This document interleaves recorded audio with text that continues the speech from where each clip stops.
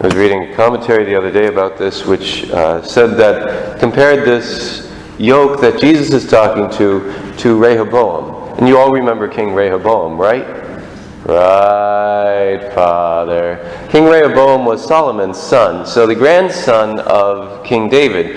And so Solomon really drove the people. And so when Solomon died and his son Rehoboam came to power, the people came to him, specifically a man named Jeroboam came, and they were saying, your father had this heavy yoke that he kept upon us.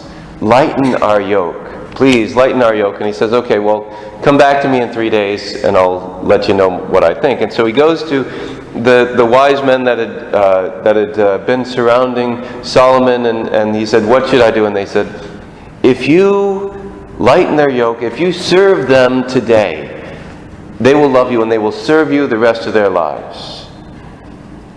But he didn't like that. So he went to the kids he grew up with, those his own age, and said, what should I do? And they said, you should tell them, you think my father's yoke was heavy?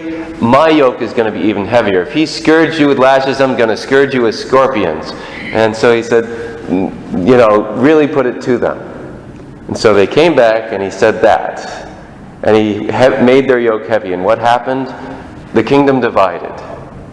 The people of the northern tribes were saying, wait a second, what do we have with David? And they said, we're going to make our own. And so Jeroboam became the king of the northern peoples.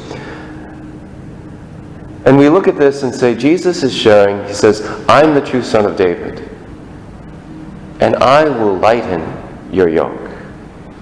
I'm not going to make your yoke heavier. I'm not going to weigh you down. But if you come to me, you will find rest. My yoke is easy. My burden is light.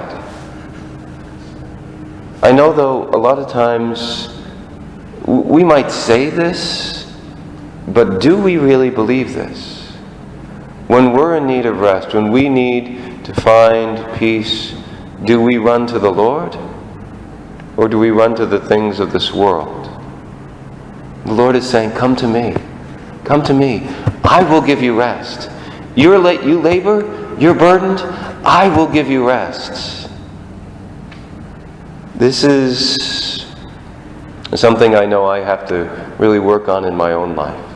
But this invitation of Jesus, he says, come to me. Don't seek that rest in the things of the world. They're not going to give you the rest that you need. Come to me.